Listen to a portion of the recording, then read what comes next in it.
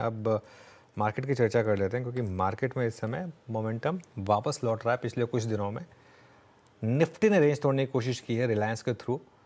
Ask hedge solutions के CEO वैभव सांघवी के पास चलते हैं, उनसे जानते हैं वो मार्केट को अब किस तरीके से अप्रोच कर रहे हैं। वैभव, गुड आफ्टरनून।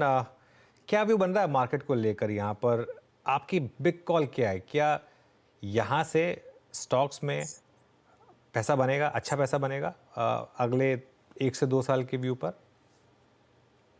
सिन अनुज, अगर हम 1 से 2 साल की बात करें तो of course I think India जैसा मार्केट दुनिया में कभी कहीं नहीं है at this point in time, जहां मैक्रोज एक्सीडिंगली वेल है, जहां policy push in the right direction है, और globally from a sentiment perspective and attractiveness perspective जिस हिसाब से हम ग्रोथ की बात करें तो एक इंडिया ही ऐसा कंट्री है जहां इतनी विजिबिलिटी अच्छी तरह से दिख रही है।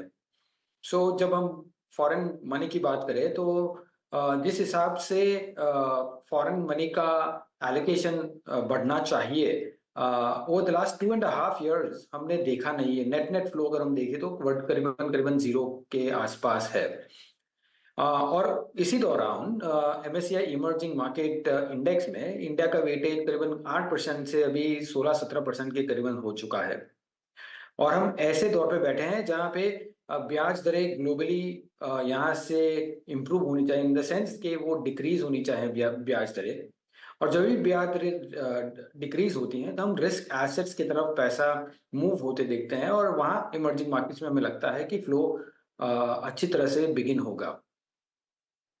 After considering all this fundamentals in place, flow भी पॉजिटिव लग रही है, तो नेक्स्ट 2 इयर्स की अगर बात करें तो मार्केट अच्छे सिचुएशन में दिख रही है। Of course short term volatility रहेगी।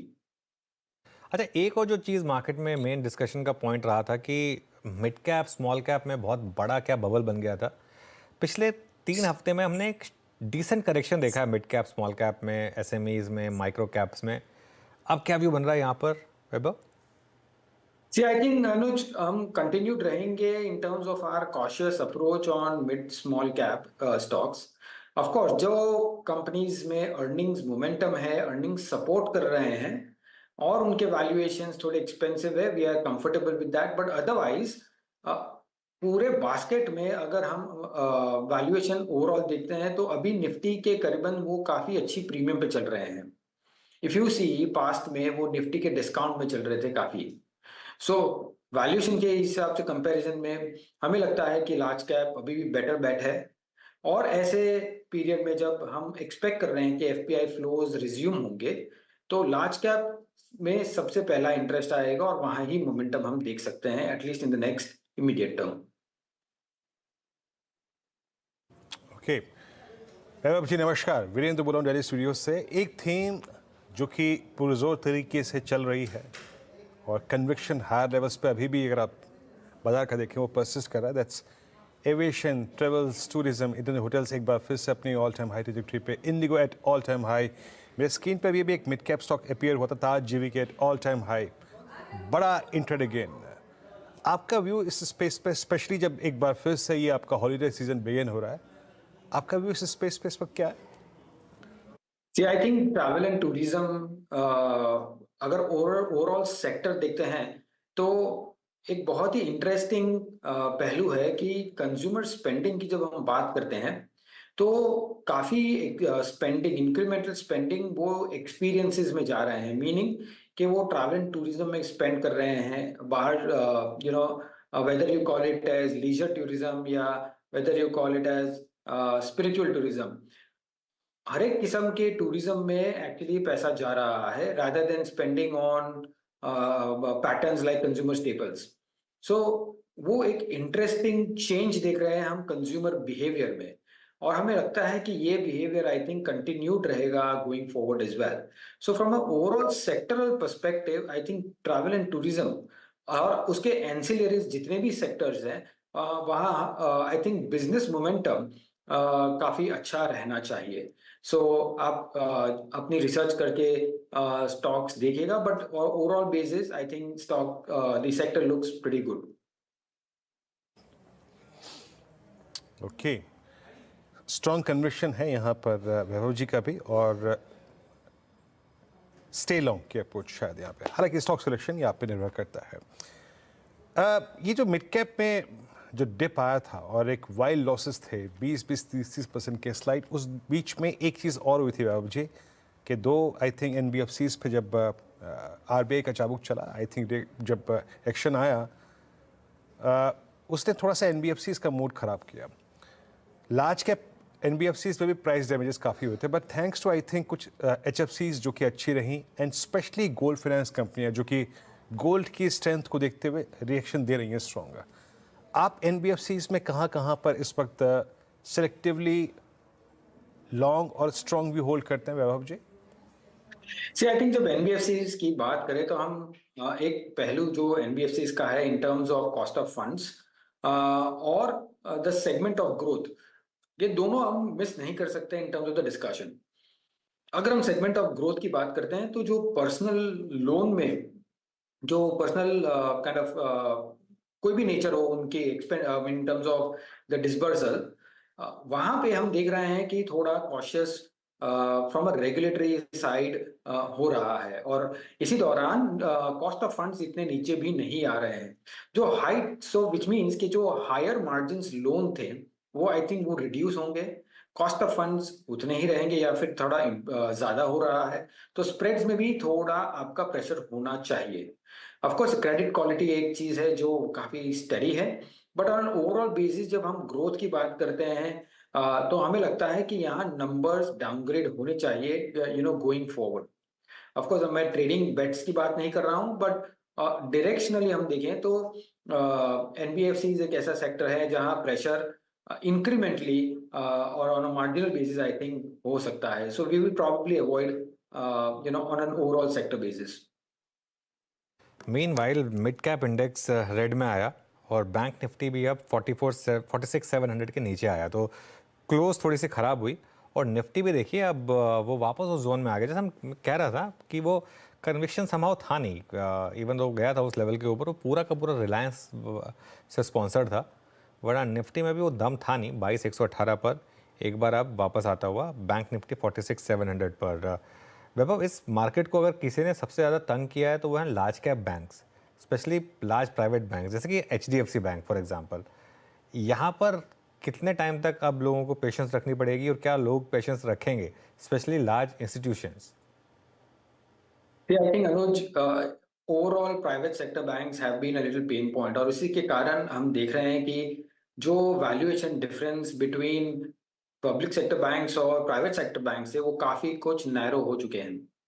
नाउ यहाँ पे हमें लगता है कि इंक्रीमेंटली जब सभी positive news on an overall sector basis आ चुके हैं, in the sense best of the credit cycle we are already through, best of the margin हमने ऑलरेडी देख चुके हैं।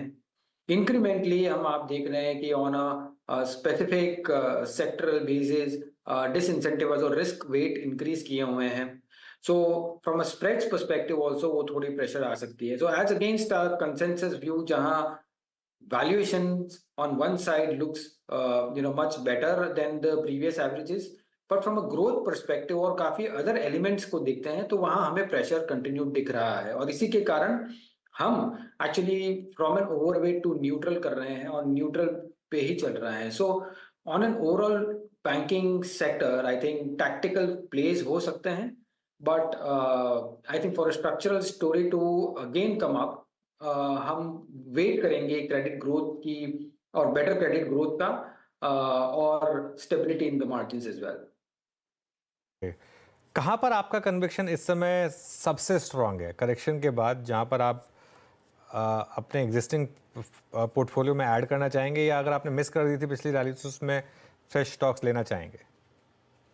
No, I think from a conviction perspective, we are strong believers of the whole PLI, Make in India, defense, cap goods, industrial space.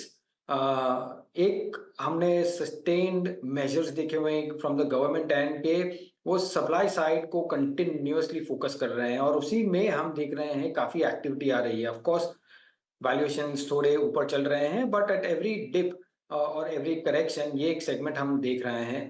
साथ साथ ही हम renewables एक sector है जहां हम from a longer term perspective भी देख सकते हैं। ऑल्सो लास्टली, अगर मॉनसून ठीक बैठते हैं तो rural stories, rural linked stories एक है जो काफी एक्शन में आ सकता है गोइंग फॉरवर्ड, बट उसके लिए हम वेट करेंगे for the monsoon to kind of be good. Okay, exactly मैं आई थिंक यही प्रश्न अब जिस दिमाग में बिठा के बैठा था, रूरल का जैसे आपने शब्द का इस्तेमाल किया और मॉनसून का इस्तेमाल किया, एफएमसीजी मैं पूछना चाह रहा था। एफएमसीजी सिलेक्टिवली Q3 में बहुत अच्छा रहा था और सेलेक्टिवली अगर आप देखें ख़राब भी रहा। I mean companies like HUL price damages हुए यहाँ पर, मैरिको, डाबर, वहीं ब्रिटानिया ने काफ़ी अच्छा किया, टाटा कंज्यूमर ने अच्छा किया, अब गोदरेज सीपी ने काफ़ी स्ट्रॉन्ग नंबर्स दिए थे। आप एफएमसीजी को कैसे क्या व्यू रखते हैं इस वक्त? एंड अगर आप आईटीसी पे कंफर्टेबल हो कुछ कमेंट्स देने में तो जरूर कीजिएगा। Vaibhav ji. Virendra, I think larger sectoral call अगर हम देखते हैं, लास्ट क्वार्टर की कमेंट्री भी देखते हैं, तो हम एक क्लियर डिस्टिंक्ट प्रेशर देख रहे हैं from a demand perspective. Demand perspective of course जो प्रेशर होने के बावजूद I think raw material prices ऐसे कोई नीचे नहीं आ रहे हैं along with the advertising expenses. साथों साथ मैंने जैसे थोड़ा जिक्र किया था अर्लियर, जब ट्रैवल टूरिज्म का क्वेश्चन आपने पूछा, कि एक कंजम्पशन में there is a distinct change, जिस हिसाब से इंक्रीमेंटल मनी जो स्पेंड हो रहा है टुवर्ड्स एक्सपीरियंसेस हो रहे हैं, और इसीलिए कंज्यूमर स्टेपल्स की ऑन एन ओवरऑल ग्रोथ थोड़ी वीक है। एंड लास्टली के जो अनऑर्गेनाइज्ड प्लेयर्स जो कोविड के बाद हमने देखे थे कि काफी वीड आउट हो गए थे, I think that unorganised competition also is coming back, और इसी के कारण वॉल्यूम ग्रोथ में काफी प्रेशर है। अगर वॉल्यूम ग्रोथ में प्रेशर है और सबको मार्केट शेयर ग्रैब करना है, तो हमें लगता है कि मार्जिन प्रेशर भी कंटिन्यूस रहेंगे। सो इसीलिए let's wait for the rural recovery to happen, let's wait कि मॉनसून ठीक बैठते हैं, उसी के बाद हम ये सेगमेंट प्रॉबेबली कंस्ट्रक्टिवली देख सकेंगे। ओके वैभव जी, एक प्रश्न और पूछूंगा आपसे। आई थिंक ये पॉसिबली लास्ट प्रश्न होगा मेरी तरफ से। रियलिटी में आई मीन एक डिप आया था Q3 नंबर्स के बाद, थोड़ा बहुत डिप आया था, हालांकि बाजार ने उसको हाथों हाथ दिया, लेकिन मीनवाइल इससे संबंधित रियल एस्टेट एंसिलरी में बहुत स्ट्रॉन्ग हुआ है। इनफैक्ट कुछ एक दो प्राइस शार्प फॉल भी हुए थे, कुछ इंसिडेंट्स ऐसे थे, आई मीन कुछ खबरों के मद्देनज़र, बट हाथों हाथ लिया बाजार ने। फॉर इंस्टेंस पॉलीकैब, आपका रियल स्टेट एंसिलरी पे और रियल स्टेट पे, दोनों पे से ज़्यादा कन्विक्शन किस पे है? आई थिंक ज्यादा conviction of course real estate ancillaries पे है, बिकॉज रियल एस्टेट कंपनीज की अगर बात करें और रियल एस्टेट प्राइसेस की बात करें, दोनों अलग है हमारे हिसाब से। इनफैक्ट रियल एस्टेट प्राइसेस हमें लगता है कि ज्यादा नीचे नहीं आएंगे, but as compare to real estate companies के शेयर प्राइसेस की बात करते हैं, तो हमें लगता है कि वैल्यूएशंस काफी फुल है। अर्लियर जो कंपनी एनएवी के हिसाब से ट्रेड होती थी, आजकल price to sales, price to pre sales, अलग अलग मैट्रिक्स पे ट्रेड होने लगी है। सो उसके कारण हम इतने कंफर्टेबल नहीं है, और इसीलिए हमें लगता है कि रियल एस्टेट एंसिलरीज ऑलवेज हमें उनकी बॉयंसी में 2-3 साल लगते हैं lag in terms of real estate sales से उनकी डिमांड में बढ़ोतरी होने के लिए। हम लास्ट 2 साल में जिस हिसाब से रियल एस्टेट में मोमेंटम आई है फ्रॉम सेल्स, हमें लगता है अभी टाइम है एंसिलरीज में फोकस करने का। ऑलराइट वैभव, बहुत बहुत शुक्रिया आज हमारे साथ जुड़ने के लिए और हमसे इन सभी सेक्टर्स पर और मार्केट से बात करने के लिए। Thank you. चलिए अब कल की तैयारी करते हैं। BTST